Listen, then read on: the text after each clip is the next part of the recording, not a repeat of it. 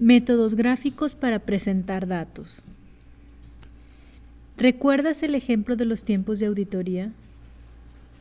En él se construyó una tabla de frecuencias, en los que se identificaron los intervalos de clase, las frecuencias y las frecuencias relativas. Con estos datos podemos construir el histograma de frecuencias. Lo primero que vamos a hacer es dibujar los ejes.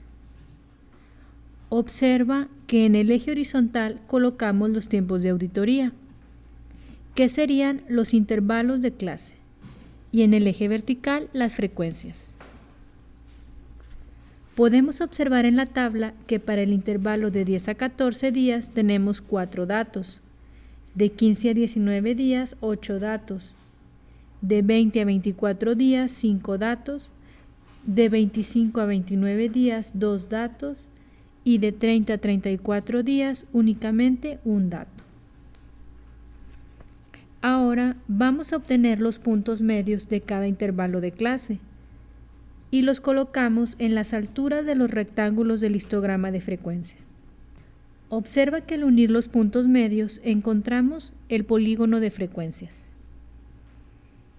Ahora bien, ¿cómo se obtiene la frecuencia acumulada?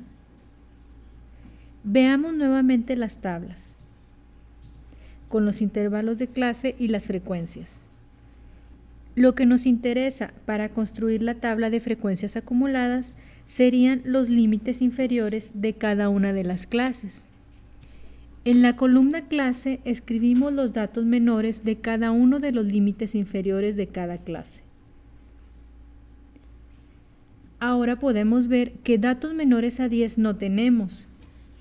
Entonces escribimos un 0 en su frecuencia acumulada. Datos menores que 15, tenemos a los datos que están en el intervalo de 10 a 14, los cuales son 4. Datos menores que 20, tenemos a los datos que están en el intervalo de 10 a 14 y de 15 a 19. Entonces tenemos 12 datos menores que 20. De esta forma encontramos la frecuencia acumulada para las clases restantes.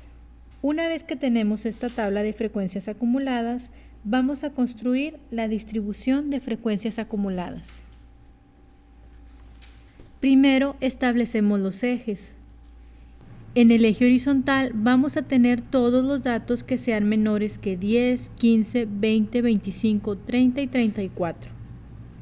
Los cuales representan los límites inferiores de las clases, y en el eje vertical las frecuencias acumuladas.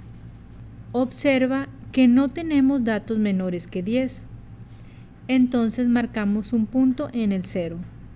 Menores que 15 tenemos 4, menores que 20 tenemos 12, menores que 25 17 datos, menores que 30 19.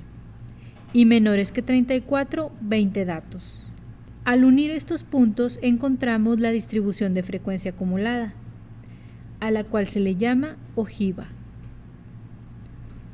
Hemos visto que al usar métodos gráficos para presentar datos, se tiene una percepción rápida de los patrones y las tendencias, y de qué proporción de los datos está arriba o abajo de cierto valor.